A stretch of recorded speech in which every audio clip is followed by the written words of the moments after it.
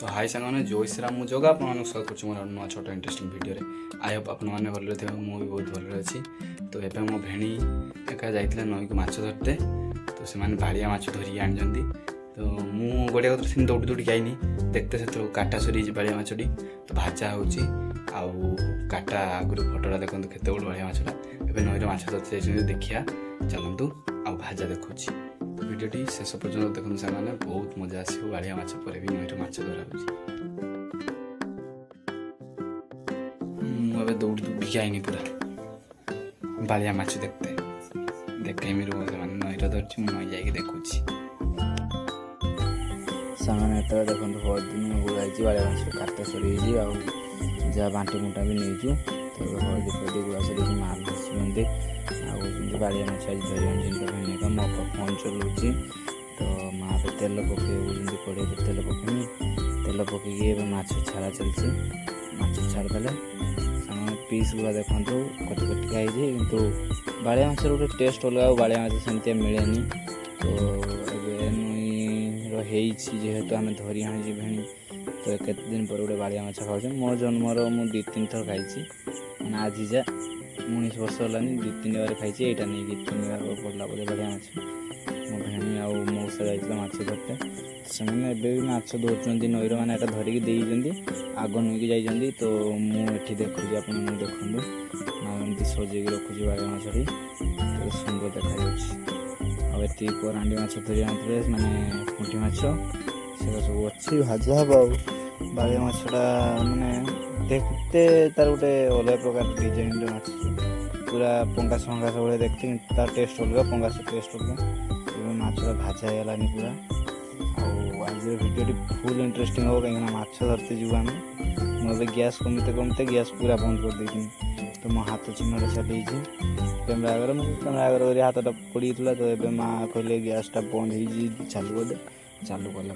माँ नाड़े बोले मछटा माछ तो बहुत बड़ मछटा थिला देखिए वीडियो तो फोटो देखी जाते थंबनेल देखिकी जानी मछटा के साइज रही बाड़िया माछ हो भाजा आछ भाजार कि सेंट हो जगार मस्त पूरा अपी भाया एवं मुझे नई कति बाहरी चली आसी नई कतर खोजला मिल मो भेणी एका मो भेणी मौसा से देखिए जाल झाड़ुंट कि गोटे माछ पड़ता छोड़ छुड़ा कि कंटा फंटा जहाँ घास मस नागी जाल छोड़ुंट मत बेगटा देदेवे मुझे देखिए आपते माछ धरते भेक्टी माछ धराई आहरी बड़ बड़ साइजर भेक्टी गोटे भेक्टी तो अच्छे आम ये देखिए बेग्रा ये गोटे भेक्टी धरती 400 खंडे हम आ किसी माछ अच्छी देखु माछटा अच्छी बेग भितर मुझे देखे पारनी तो ढाला देखिए देखते केते मैंने अच्छी 5-6टा खंडे 2टा भेक्टी आ खुराट छुआ सब अच्छे खुराट माछ भी बहुत बढ़िया लगे भेक्टी बढ़िया से माछ भी खुराट गुड़ा भी गोटे गोटे 500 नागा हो बड़ माछ जी पड़ी सब बड़ पड़ी खुराटा 500 250 300 नागा खुराट पड़ी से खुराट माछ को आपने कौ माछ ना डाकती आप घर आड़े कमेंट जन आम आड़े खुराट कहे आ कटरा माछ कहे बेगटा साइज देखिए जान तो केते माछ अच्छी बेगर तो 2 किलो पाखापाखि माछ धरी माने एमती घेरी धरते टाणी जाल घेरी माछ पड़ुचे मुझे देखिए मो भेणी बुली आ मौसा टोपी नगेजी मो भेणी आप चिन्ह मो भेणी को माछ धरते नुआ जाल आज पूरा जाल 5600 वाला जाल सांगे सांगे खोलिकी पकई आज बनिकी रखते तो आज पूरा सांगे सांगे जाल काढ़ी आने वर्षा खंडे पर नुआ जाल तो माछ धरते देखुं कहते पटा मिल जाइए कहते किसी पड़नी गोटे खाली जाबड़ा आबड़ा जहाँ अस्त्रा खाई किसी पड़नी पुणी घेरते जालटा टाणी तो देखते कमी अंडाड़ी मैंने जालटा पकई अंडाड़ी कष्ट कर किसी टाइम पर देखते अंडाड़ी माछ तो बाहरी पड़ेगा ये जाल माछ थिला जे बाहरी पड़ेगा पटकी मैंने से हाथ मारते मारते से पासी काटी घास टेक पड़ेगा भाई कहला खाँच मारला जाल माछटा पड़ेगा तो या पटार माछ देखिया के पड़ी तो इन कि अच्छी बोधे हाँ ताने गोटे अच्छी कौच मो भाणी गोटे खुराट तो खुराट मुझे नहीं जाऊँ ସେ ମାଛଟା ଦୁଇଟା ଖାଞ୍ଚ ମାରୁଥିଲା ସେଇଟା ପଳେଇ ଯାଇଛି, ଆଉ ଗୋଟେ ଖୁରାଟା ଧରୁଛନ୍ତି। ଆଉ ଗୋଟେ ଜାଗା ଦେଖୁଛନ୍ତି ମୋ ଭେଣି ଏକା ଟାଣିକି ଦେଖିପାରୁଥିବେ। ଏତେବେଳେ ବି ଟାଣ ଚାଲିଛି, ମାନେ ଟିକେ ଟାଣି ନେଇକି ଘେରି ଦିଆହେଉଛି।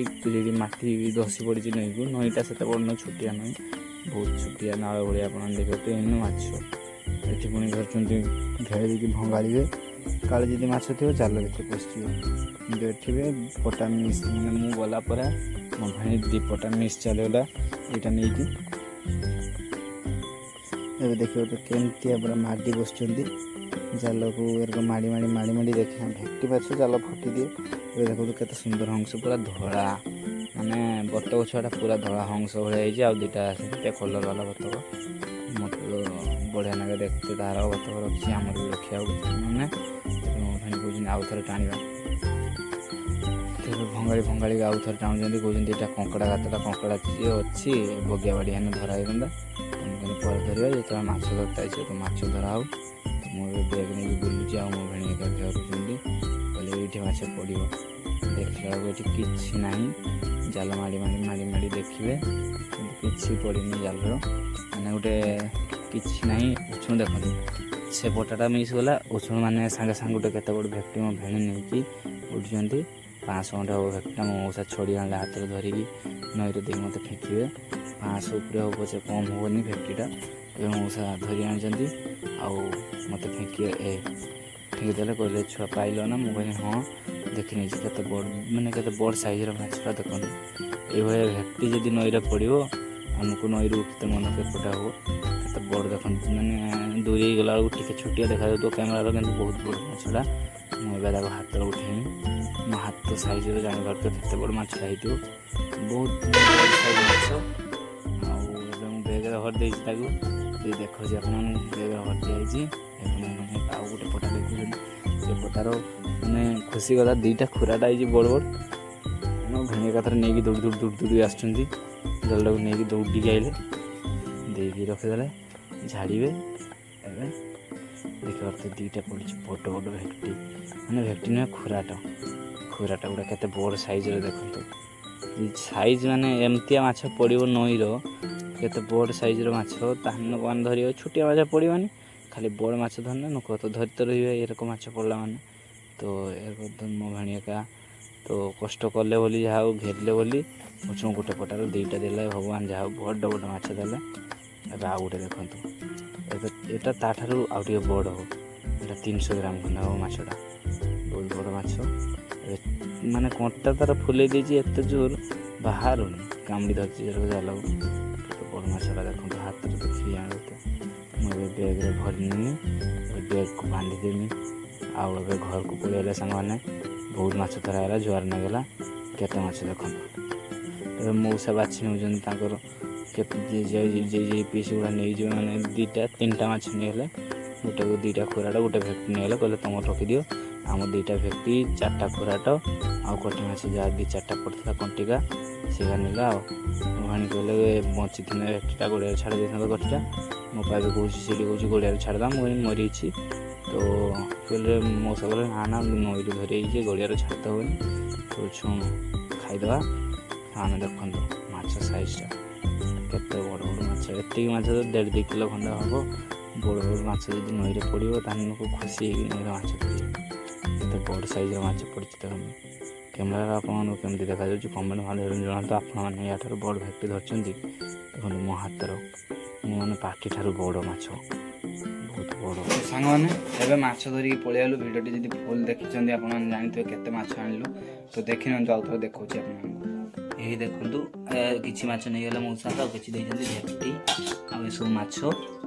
ତ ଭିଡ଼ିଓଟି କେମିତି ଲାଗିଲା ଆପଣମାନେ କମେଣ୍ଟ ମାଧ୍ୟମରେ ଜଣାଇବେ। ବାଳିଆ ମାଛ ତ ଭାଜା ସରିକି ତରକାରୀ ହେଇଛି, ମୁଁ ଏବେ ପଖାଳ ଖାଇତେ ବସିଯିବି। ତ ରହୁଛି, ଦେଖା ହେବ ନେକ୍ସଟ ଭିଡ଼ିଓରେ। ଯଦି ଭିଡ଼ିଓଟି ଭଲ ଲାଗିଥିବ ତ like, comment, share and subscribe କରନ୍ତୁ। ଦେଖେଇମି କାଲି ଆଉ ଥରେ ମାଛ ଧରତେ ଯିବାକୁ ହେଉଛି ସକାଳେ ଦେଖେଇମି କି ମାଛ ପଡ଼ିଲା। ତ ଯଦି କାଲିକା ଭିଡ଼ିଓ ଦେଖିବାର ଅଛି ତ ସବସ୍କ୍ରାଇବ୍ କରନ୍ତୁ ନିହାତି। ରହୁଛି, ଦେଖା ହେବ ନେକ୍ସଟ ଭିଡ଼ିଓରେ। ତ ସାଙ୍ଗମାନେ ମାଛ ସାଇଜ୍ଟା ଦେଖିଲେ ଆପଣମାନେ। ତ ଭିଡ଼ିଓଟି ତ ବହୁତ ଲଙ୍ଗ୍ ହେଲାନି, ଆପଣମାନଙ୍କୁ କହିଦେଇଛି। ତ ଦେଖନ୍ତୁ ମାଛ ସାଇଜ୍ ପୁରା ଅପି ଲେବୁଲ୍ର ମାଛ। ଏବେ କାଟି କୁଟାକି ଫ୍ରିଜରେ ରଖିଦେବୁ। ଆଉ ଗୋଟେ ବଡ଼ ଭେକ୍ଟି ଅଛି, ଆପଣମାନଙ୍କୁ ନେକ୍ସଟ ଭିଡ଼ିଓରେ ଦେଖେଇବୁ। ତ ରହୁଛି। ଜୟ ଜଗନ୍ନାଥ, ଜୟ ଶ୍ରୀରାମ, ବାଏ।